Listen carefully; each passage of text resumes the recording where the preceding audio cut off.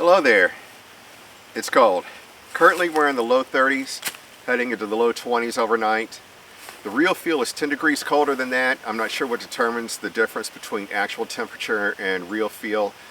Humidity maybe, wind, those types of factors, but currently it feels like it's in the low 20s heading into the low teens. Which is good because I'm here to test out some new cold weather gear, which is why I'm car camping tonight. I'd rather do it where I could bring a lot of extra gear in case it doesn't perform as well as I'm hoping it will, instead of miles out in the woods and I'm stuck with it all night. So we're up at the top of one of the quarry bluffs. I can see the Missouri River, I can see the lake, and I'll show you guys around in a little bit. Got a fire ring, picnic table. It's a really pretty sight. I'll be camping back here. Got a chair, got a lot of comfort, got a lot of extra items in case this gear doesn't really perform as well as I'm hoping it will. We're supposed to have 1 to 3 inches of snow beginning early tomorrow morning, and I'm at the top of a really steep hill, so I'd like to get out of here before the snow gets really thick and I'm kind of skating down that hill. Let's get camp pitched and then I'll walk around and show you guys this place.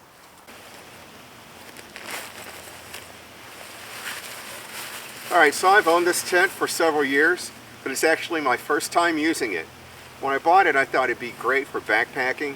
It's a little two-man tent, 2 doors, and I really wanted that amount of room when I was backpacking, but I realized it's just too bulky. It's not heavy, but it's too bulky to really carry backpacking. So I bought that little one-man tent you've seen before, and just threw this in the closet. I figured it was about time to get it out to see how it performs.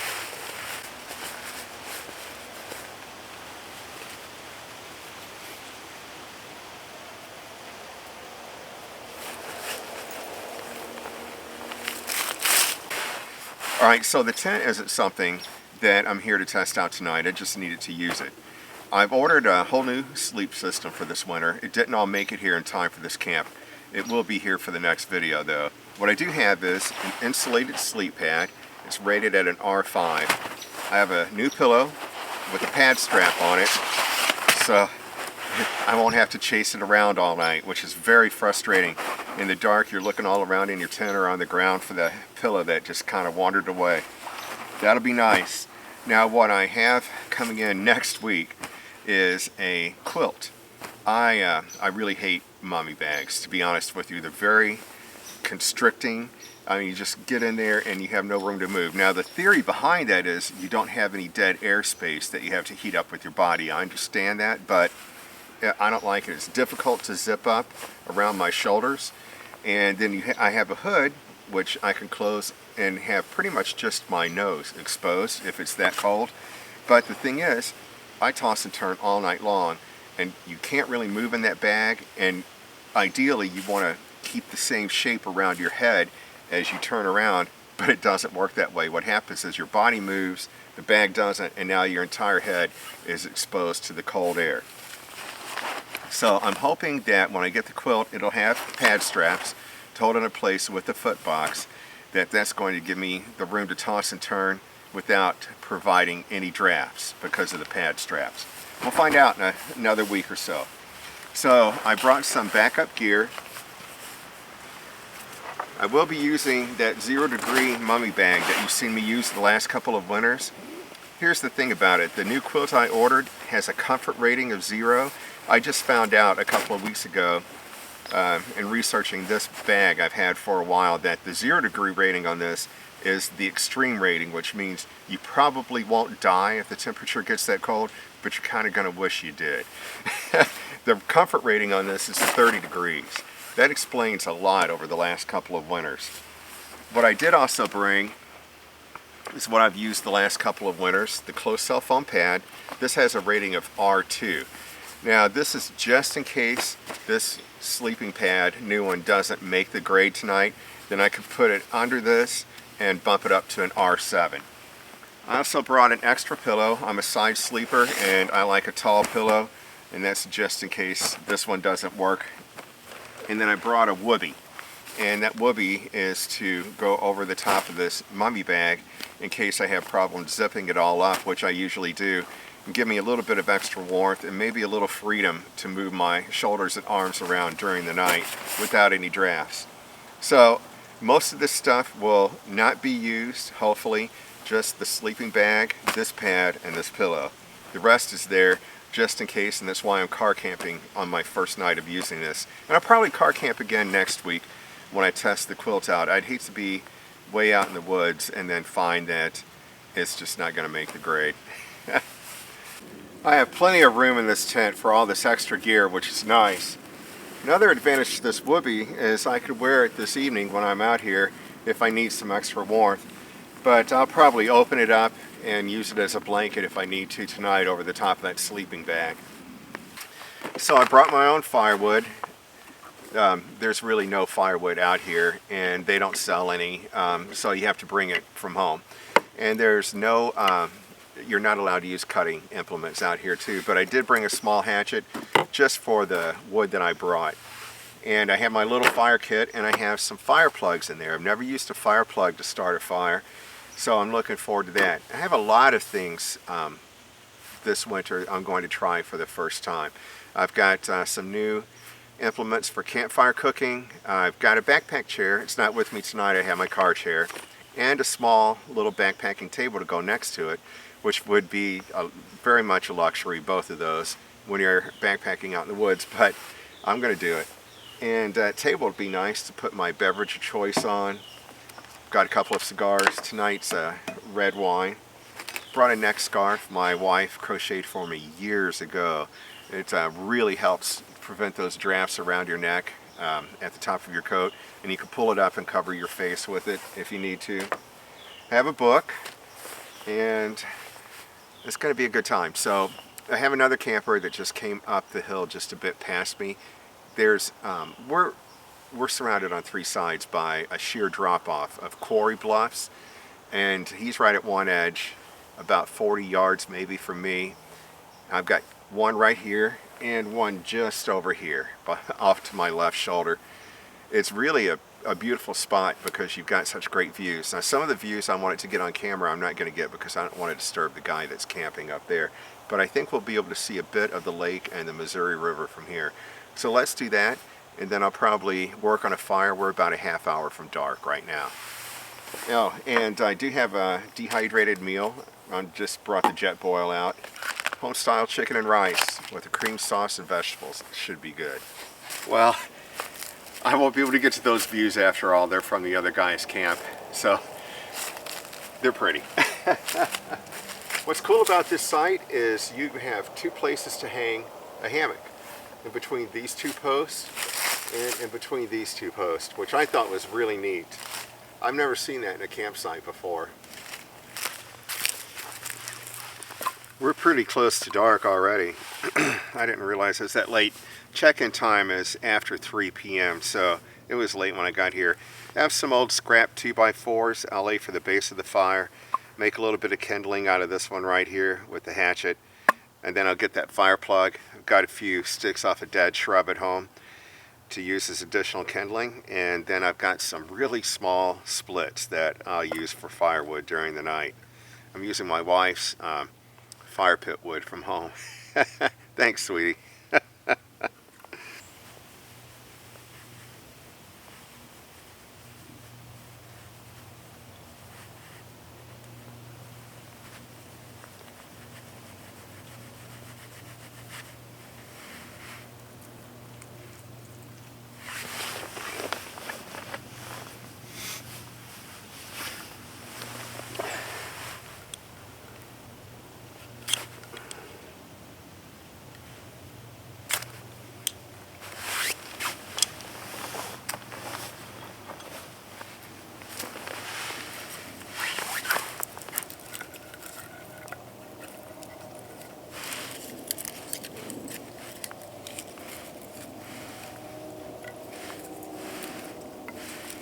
This fire plug's supposed to burn for 5 minutes. It's probably going to be my new favorite way to start a fire. Although I do like gathering natural tinder too.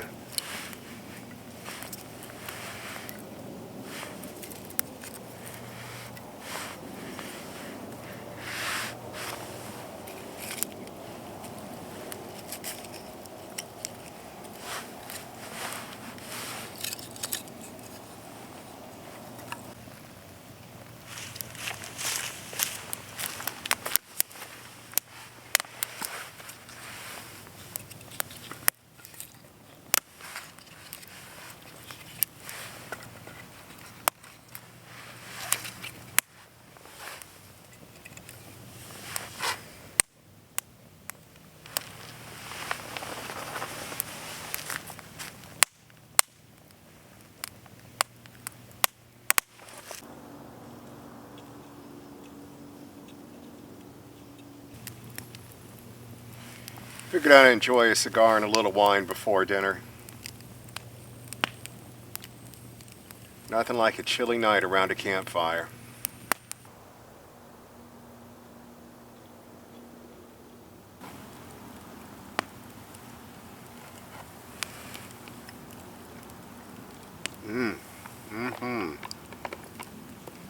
Oh, that's good. That is really good. I'm going to need these calories tonight. Well, I'm going to sit here, enjoy this fire, finish this wine. I'll go ahead and say goodnight. Let you know how that new pad worked out in the morning. Good night.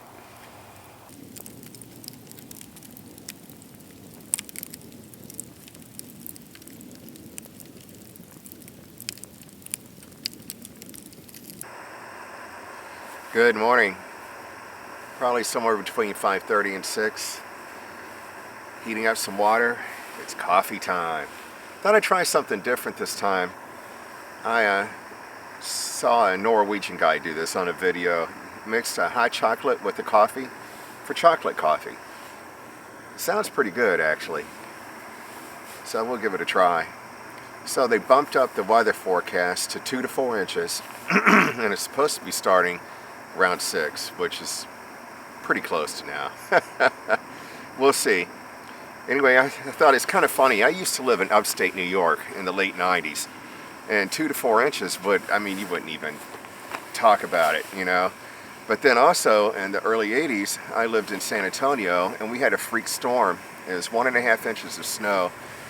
Then they issued an emergency order shutting down all roads to anything but emergency traffic, and it lasted for 3 days. If you were found driving, you were immediately arrested, jailed, you know, for I don't know how long, and fined. So it all depends upon where you live as to, you know, how much 2 to 4 inches really matters. Around here, it does make a difference. We were prepared to plow and, you know, salt and do all the things you do for snow, but not that well prepared. So it's always good to kind of stay off the roads. Plus, we tend to get a lot of ice in this part of the country, and the farther south you go, the more ice you get. Where in New York, we never got ice. So yeah, it's really different. But I had a really good night's sleep. Let me say this. I had a really good night's sleep considering the conditions I was sleeping in. I mean, it was really, really cold. And, you know, the one thing is, I went ahead and just used everything. I used that foam mat. I used that whoopee. I used that extra pillow. And I'm really glad I used that whoopee. Ah, it sounds like the water's boiling.